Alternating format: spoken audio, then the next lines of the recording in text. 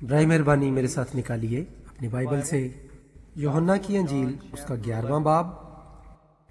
ہم آج صبح اپنا زیادہ تر وقت اس باب کے پہلے حصے پر صرف کریں گے، کیونکہ ہم اس کہانی کے بارے غور کریں گے۔ زیادہ تر لوگ اس کے کچھ خاص حصوں پر زیادہ غور نہیں کرتے۔ یہ لازر کی کہانی ہے، وہ آدمی جو 4 دن سے مردہ تھا اور جسے یسوع نے زندہ کیا۔ یوحنا کی انجیل اس کا 11واں باب پہلی آیت۔ آئیے بائبل کا مطالعہ کریں۔ یہ آدمی بیمار تھا، یعنی لازر، بیتنیہ کا رہنے والا، اسی گاؤں میں جہاں مریم اور اس کی بہن مارتھا رہتی تھی۔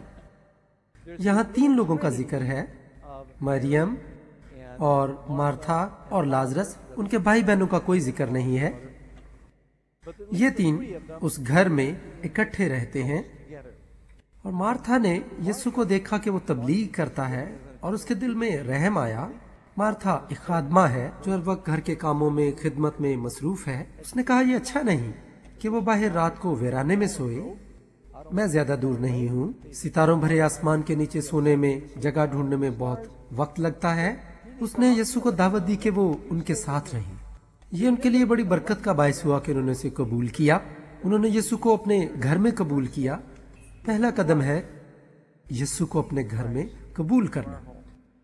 ہو سکتا ہے ہمارے گھر میں بھی بیتنیہ کی طرح دکھ ہو۔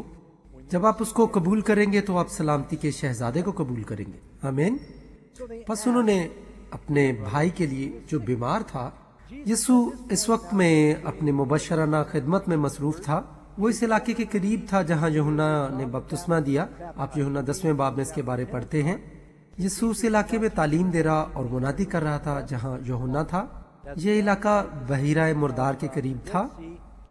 یردن کے دریا کے کنارے یہ جگہ اینان کہلاتی تھی، اور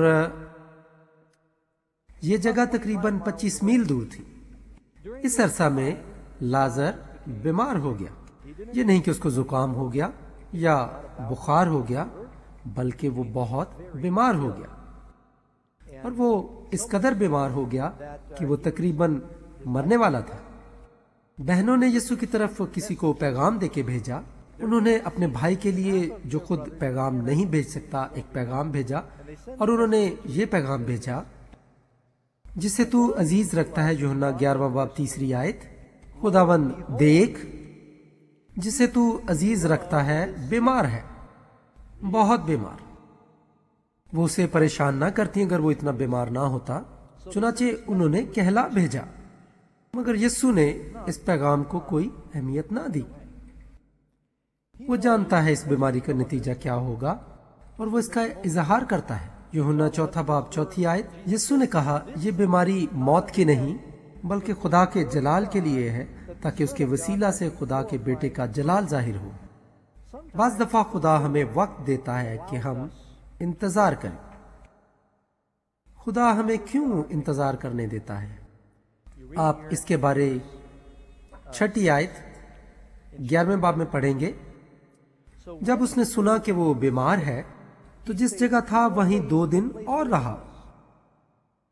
وہ 25 میل دور تھا، اور ان دنوں میں روڈ ایسے نہیں تھے آج کے دنوں کی طرح پکے اور مضبوط۔ یروشلم اور یردن کے کنارے تک یہ صرف 25 میل نہیں بلکہ پہاڑی کی اونچائی بھی۔ پیغام دینے والے کو 1 دن لگا۔